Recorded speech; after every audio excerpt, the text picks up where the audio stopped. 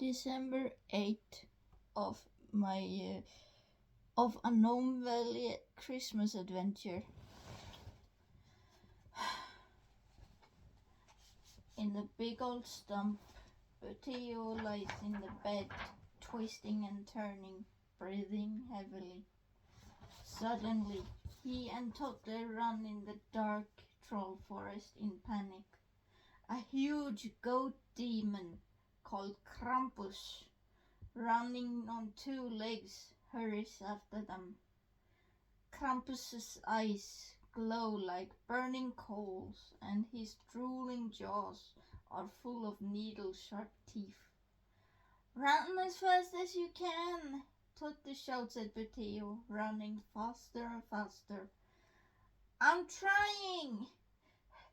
Theo shouts as he stumbles over a branch and a moss-covered stone, landing in a deep pit.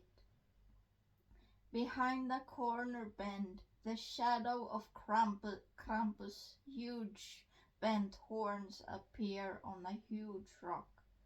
Then Krampus's horrifying goat demon face appears and stands in front of Theo. Krampus picks up Theo from the pit with his cloven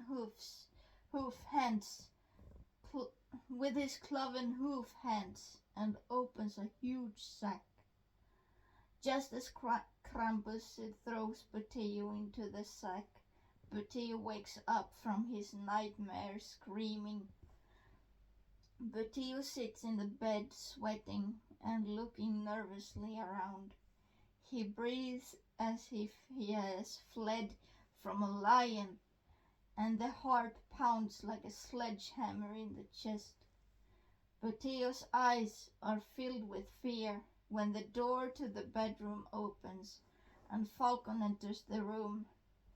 Falcon puts the lit lantern in his hand on the night table and kneels down beside the bed. "Krampus trying to eat me," Theo stutters in fear and sobs.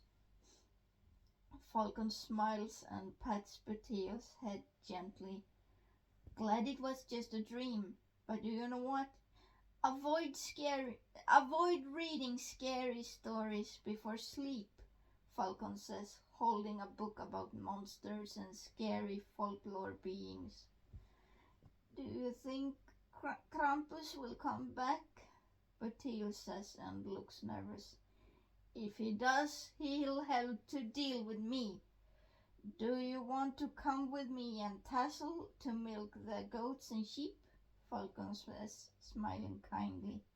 Theo nods. A while later, Tassel and Falcon walk towards the gnome's barn with big buckets in their hands. Theo keeps very close to Falcon. The full moon is still up on the dark, starlit sky, and the snow is deep.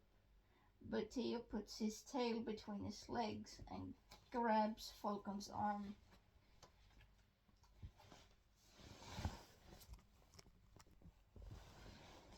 Inside the barn, it's dark and a little cold.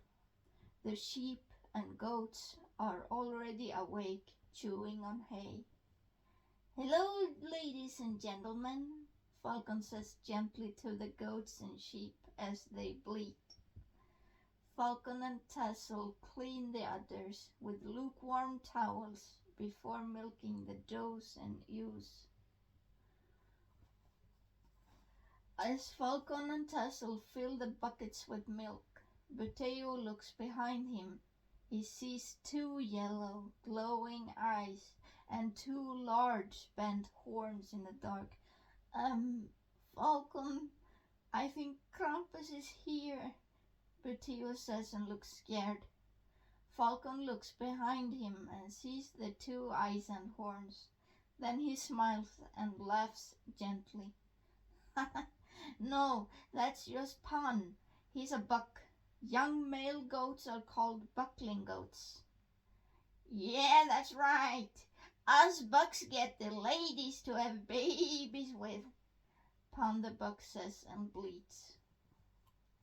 Butteo sits down in front of Pan the buck. I'm sorry for thinking you were Krampus, Butteo tells the buck and feels ashamed. Oh, that's all right.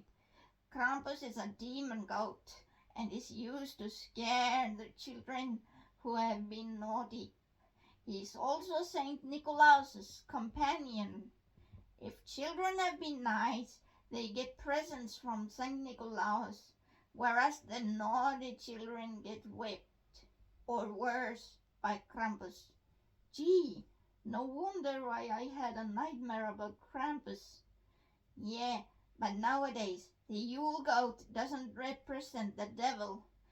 People have Yule goats made of rye under their Christmas trees. It is said that the Norse god Thor has a wagon drawn by his two goats, Tangrisnir and Tangnostr. It's the wheels of the wagon you hear when it's thundering, and the lightnings are from Thor's hammer. Oh, that's interesting. Say, can you help me how to make this Yule goat out of rye? Butteo says and looks curious. Of course, Pond the buck says and smiles kindly. Falcon, could you help me making a Yule goat? Of course, Falcon says as he fills up the second bucket with sheep's milk.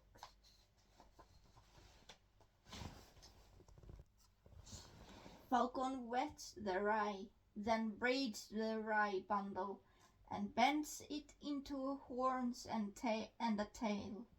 Pan fetches a wooden stand that will work as the straw goat's body. Butteo fetches nice long and red ribbons to decorate the straw goat's body with. Then all three help each other making it. A while later, the straw goat is done, with the red ribbons wrapped nicely around its body. As Falcon and Tassel go back home with the milk buckets, Butteo gives Pan some extra hay to eat. Thanks for helping me with the straw goat, Butteo says and smiles. No worries, Pan says, bleating. Butteo runs out of the goat stable with the straw goat in his arms and follows Tassel and Falcon back to the troll forest. So that was December 8th. And I hope you guys enjoyed this one, and I'll see you guys tomorrow.